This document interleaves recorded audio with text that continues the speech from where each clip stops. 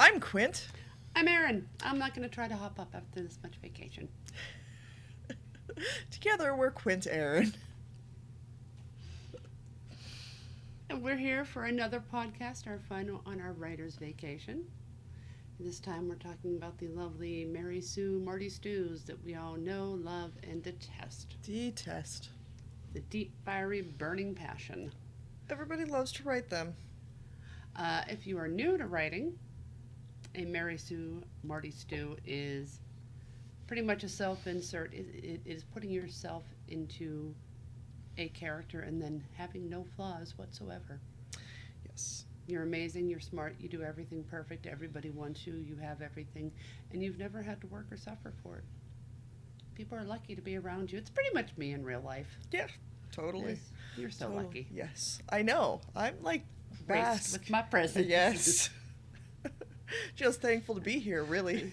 Well, I'll take the cash payment later, just saying.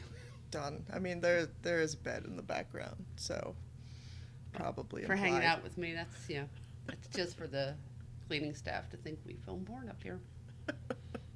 Probably cooler than what we actually do. Probably a little bit.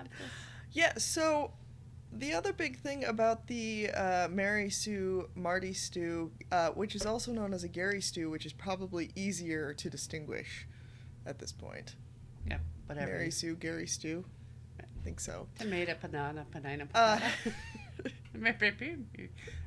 Like, they're flawless, but if you do try to put in flaws, like, yeah, they do have an addiction, but it doesn't really interfere with anything. It's just in the past. They're totally over it now. It's in the past, or like it's still active, and they're so good at managing their addiction that they go to work.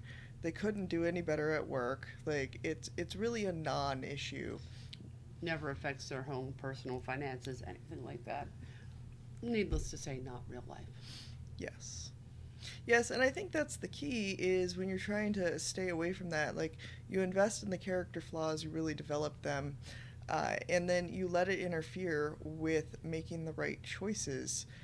And, like, you're writing a scene and you know exactly what happens, and ideally, Emery would not punch somebody because she totally... Sometimes she loses her temper, okay? We all have breaking points. And it makes the scene harder to work with, but... Makes the book harder to work with because it takes the dang plot right down the toilet. It's true. It's true. But it's real. Like, we all have moments where rational reasoning gets lost to a temper, to past trauma, to just emotional black hole of anger and murderous rage. That Emery. Sounds like me at the bank. No, it's really true, and I think that I'm a firm believer in a character-driven story, that pretty much plot lines are relatively all been out there, been done, and what makes things unique is the characters and making them real and relatable. And when you have someone who starts out perfect, there's nothing to learn, there's nothing to change, there's no reward for putting in all the effort of going through life. Like, we can't just take the team and have them just be, they're fantastic mercenaries just because. They went through a lot of drama, blood, sweat, tears. They work at it. It affects every aspect of their life. It kind of cripples them with relationships, and it has a high price. And through that, they become the best at what they do, but they have big sacrifices they have to pay, and their personalities are flawed because, people are flawed. Yes. Except for me. Perfect. Perfection. Just look at that hair. Perfection. Perfect. Okay. She says that she has to put her glasses back on because she can't see anything. Perfect in these glasses. Yeah. So I think the key to avoiding the Mary Sue Marty Stew problem. Gary Stew. Larry too. Yeah, we can do that. Not? Well, we're on a roll. Yeah.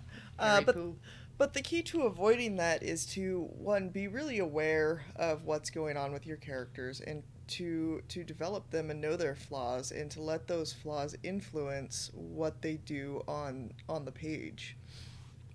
And I think also to remember your character should develop throughout your writing. Yes.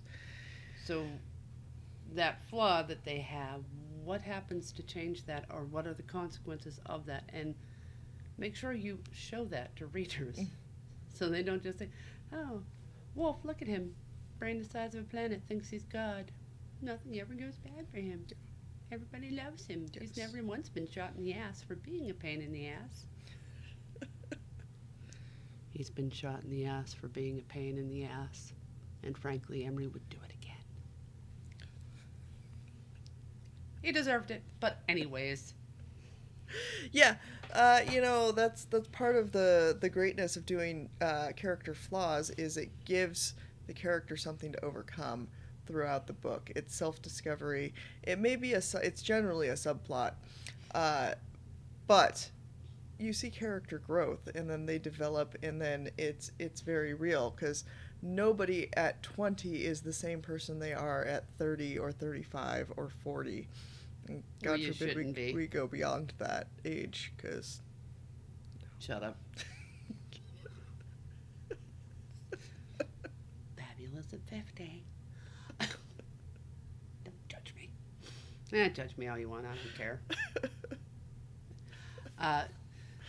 And having that, like, that understanding of the character, their good and their bad, is how they make decisions at the different plot points that you hit.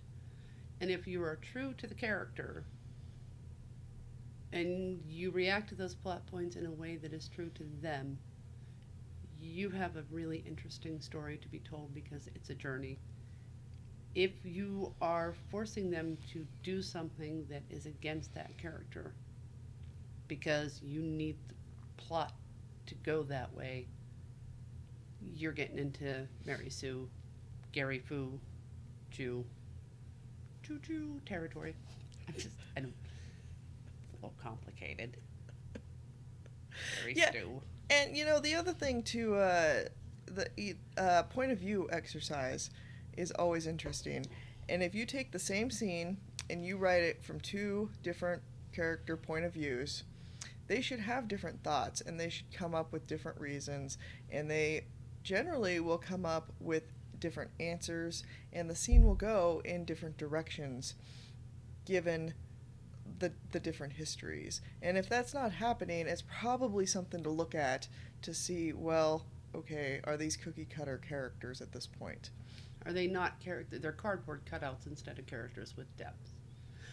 Characters are like ogres, and ogres have layers. Characters have layers. They're like onions. Make you cry. You don't watch Shrek, that's okay. Totally stole that from Shrek. Copyright infringement. Why gotta be onions? Why can't it be parfait? Everybody loves parfait. Nobody loves Wolf. He's a pain in the ass. A little bent on Wolf. A little angry with Wolf. Just a touch. A scotch of anger. Yeah. So when you see that, when you read over your stuff, when you're doing your checks and that, what's your character learning? Why are they doing what they're doing? These are questions readers will be asking. This is what readers will want to read more of. It's not just what happens in this storyline, it's what happens to this character that we have grown to love and have invested time in.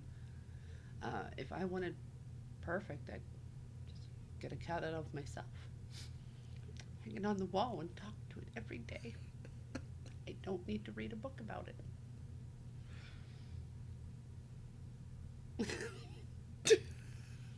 That's why we never have nice things. So that's it pretty much in a nutshell. If you see any of this happening, you're dangerous into the Stu, Sue, Marty, Mary, whatever. Carrie. Just don't do it. Just don't do it. You're better than that. You can tell a better story. You got this. Really. Except for that guy driving that car. Peep. Peace out.